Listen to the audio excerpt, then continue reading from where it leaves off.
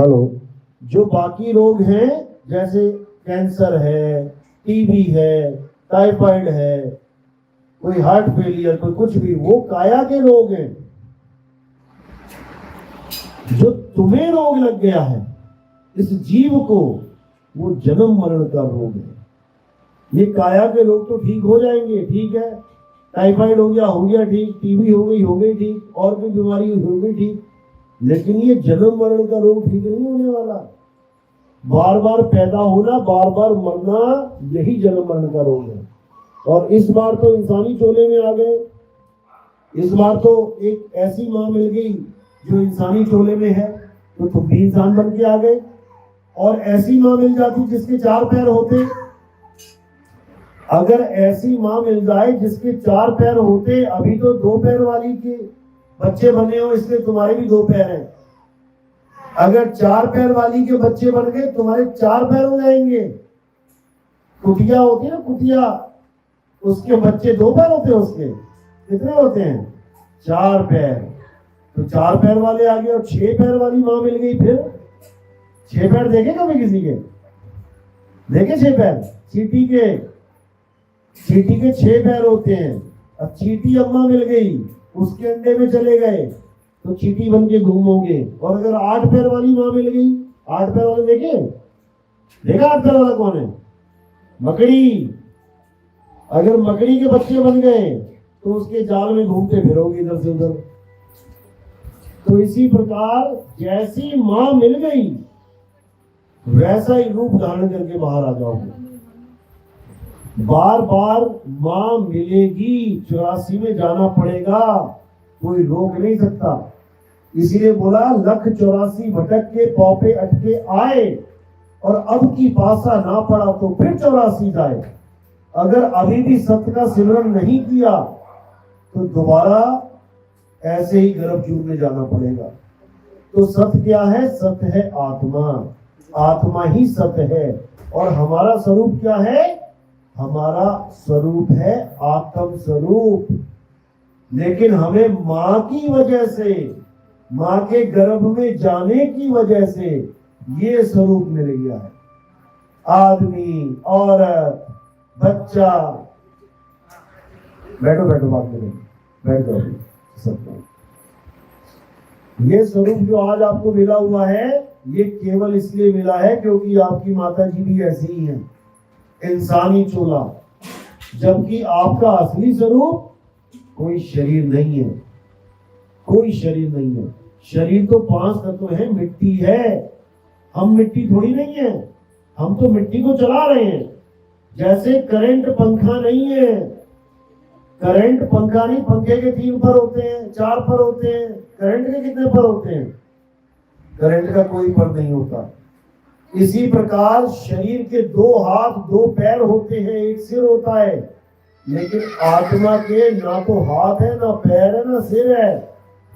आत्मा शब्द है, आत्मा एक आवाज है, जिसकी वजह से ये काया बोल रही है। इस चमड़े में से आवाज निकल रही है।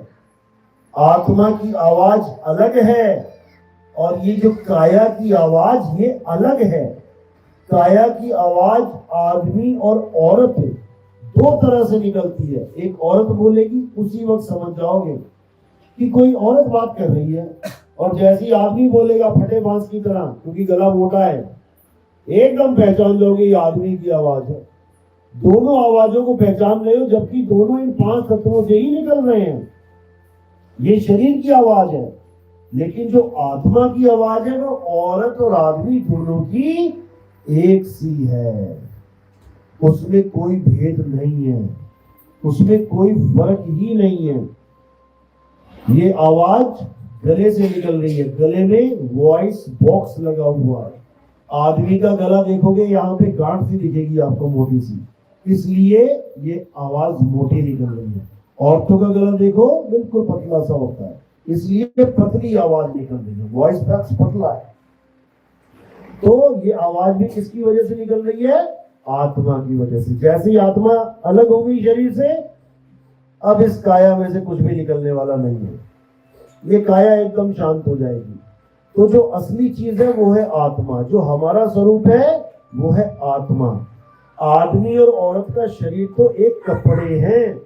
गीता में भी बताया गया, हे अर्जुन तू और मैं ये शरीर नहीं है। शरीर तो इस जीवात्मा के कपड़े हैं। शरीरों के मारे जाने पर भी आत्मा का कभी नाश नहीं होता।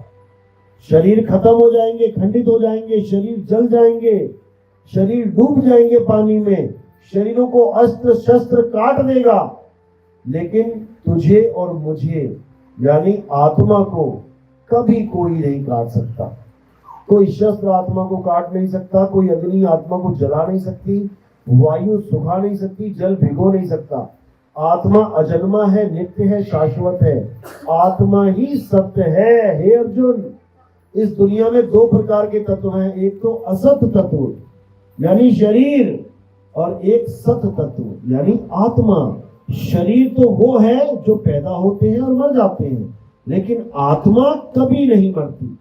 इसलिए अपने आप को जो शरीर मानता है वो अज्ञानी है, वो मूर्ख है। वो कभी ये नहीं जान पाता कि हम शरीर नहीं, हम आत्मा हैं। शरीर तो हम एक दिन छोड़ के चले जाएंगे। हिंदू है और शरीर छोड़ के चला गया तो उसके शरीर को आग पे रख दिया जाएगा। मुसलमान है और वो शरीर को छोड़ के चला गया तो उसके शरीर को दफना दिया जाएगा। लेकिन शरीर हमारा सत्य स्वरूप नहीं है। हम शरीर नहीं है, हम आत्मा हैं। तो हम आदमी हुए या औरत? अभी मैं पूछूं, आदमी हाथ खड़े करो, औरतें हाथ खड़ा करो, सब हाथ खड़े कर देंगे। जबकि हम आदमी और औरत नहीं हैं, हमारा शरीर आदमी और औरत का है। शरीर आदमी और औरत का है। आत्मा ना आदमी है ना औरत है। माँ के गर्भ में जैसा शरीर मिला ये वैसा धारण करके आ जाती है।